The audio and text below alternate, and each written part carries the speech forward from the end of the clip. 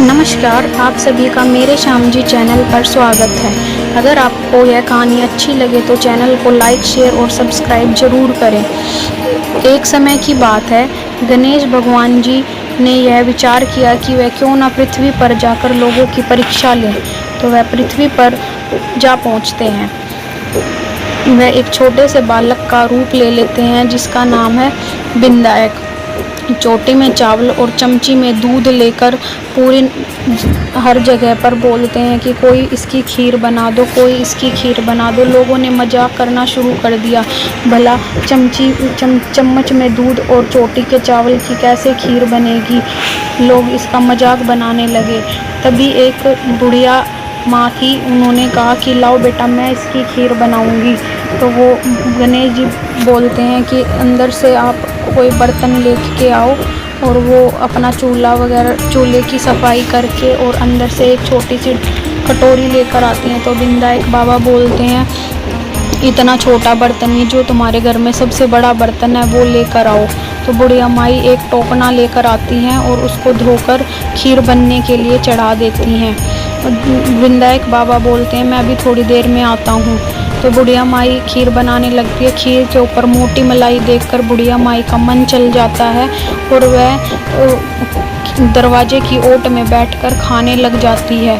खाते समय वह सबसे पहले भगवान गणेश जी का अछूता निकाल देती है और खाना शुरू कर देती है। भगवान जी जब आते हैं विनायक, तो वो बोलती हैं कि बाबा आप भी खा लो। तो बोलते हैं कि जब तूने खाना शुरू किया था, अछूता निकाला था, मैंने तो तभी खा लिया था।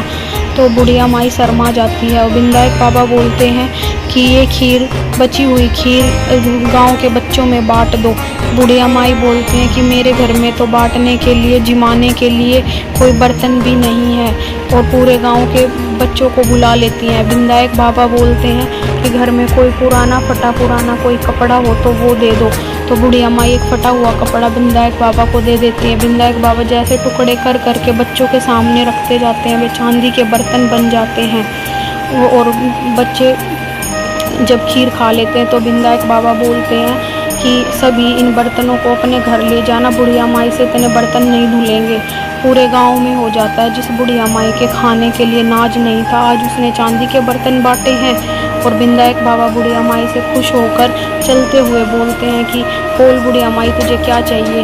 तो बुढ़िया माता बोलती हैं कि मुझे कुछ नहीं चाहिए, बस झोपड़ी की जगह घर दे दो और बुढ़ापे का सहारा दे दो। तो विनायक बाबा बोलते हैं कि ना मांगते हुए भी तुमने सब कुछ मांग लिया, और चलते हुए झोपड़ी को लात मार देते हैं तो वह महल बन जाता है। और बुढ़िया माई के घर में पोते, बहू, बेटे, बुढ़िया माई की खूब मौज हो जाती है। जैसे विनायक बाबा बुढ़िया माई के आए, वैसे सबके यहाँ कहानी सुनते हुए के और पढ़ते हुए के सबके। जय हो गणेश जी महाराज की।